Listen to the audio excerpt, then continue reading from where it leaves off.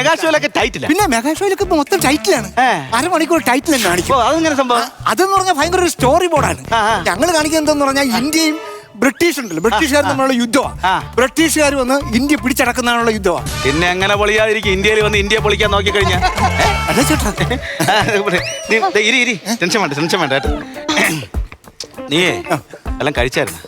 വേണ്ട, കഴിച്ചില്ല, വിശപ്പില്ല. എന്താ? 4 ഡയലോഗ് ഞാൻ വിഴുങ്ങി, അതുകൊണ്ട് വലിയ വിശപ്പില്ല. അങ്ങനെയാണ് സംഭവം പൊളിഞ്ഞത്. അങ്ങനല്ല പിന്നെ നീ ഇത്രയും ദൂരം ഓടി വന്നേല്ലേ, അപ്പൊ എന്തെങ്കിലും വിശപ്പ് കാണും ചിലപ്പോ.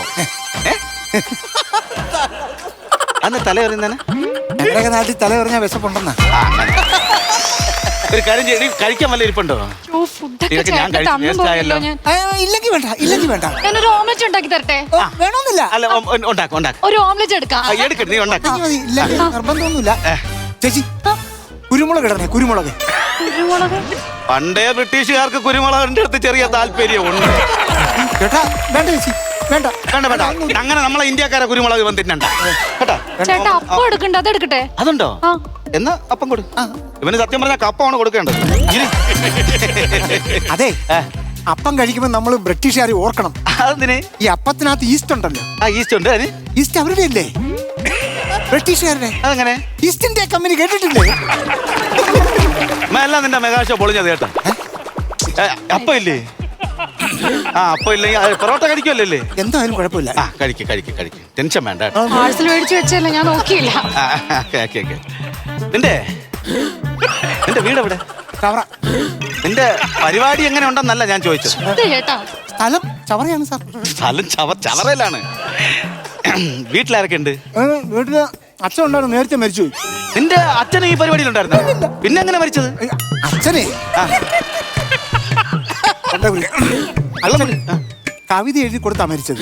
കവിത എഴുതി കൊടുത്ത എങ്ങനെയാ മരിക്കുന്നത്? അതായത് വീടിനടുത്തുള്ള കവിതയ്ക്ക് വീടും പറമ്പ് എഴുതി കൊടുത്ത അമ്മയുടെ ആങ്ങളമാര് വന്ന് തല്ലി കൊല്ലത്തില്ലേ. നല്ല ഫാമിലി കേട്ടാ.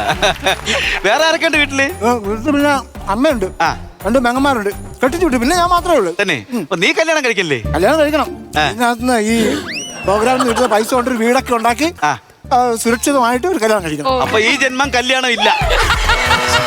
ചേട്ടാ പറയണത് വിഷമിക്കണ്ട കേട്ടോ, പുള്ളി തമാശ പറയുന്നത്. ഞങ്ങൾക്ക് ഈ കലാകാരന്മാരുടെ ഒക്കെ ഭയങ്കര ഇഷ്ടമാണ്, അവരുടെ കഴിവും കാര്യങ്ങളൊക്കെ. അതിന് നീ സ്പോർട്സ്മാൻ അല്ലേ? അല്ല, നീ ഈ പരിപാടിക്കെന്ന് പറഞ്ഞിട്ട് ഓട്ടോ അല്ലേ നിന്റെ പരിപാടി? അതിന് നീ താങ്ക്സ് പറയണേ. അതെ, എത്ര പരിപാടി ഉണ്ടായിരുന്നു ഇപ്പൊ?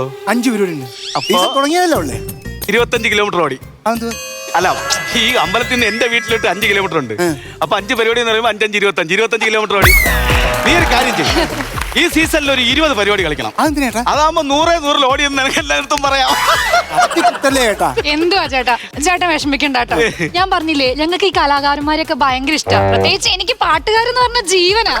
ഇങ്ങനെയാണ് ഞാൻ ഇത്ര കാലം കൊണ്ട് നോക്കി നടന്നിട്ടും ഒരു മൂളിപ്പാട്ട് പോലും ഈ മനുഷ്യൻ പാടിയിട്ടില്ല. സത്യം പറയാലോ, ഇപ്പൊ ഒരു പാട്ടുകാരൻ വന്ന് എന്നെ പ്രപ്പോസ് ചെയ്താലും ഞാൻ ഇറങ്ങി പോവും.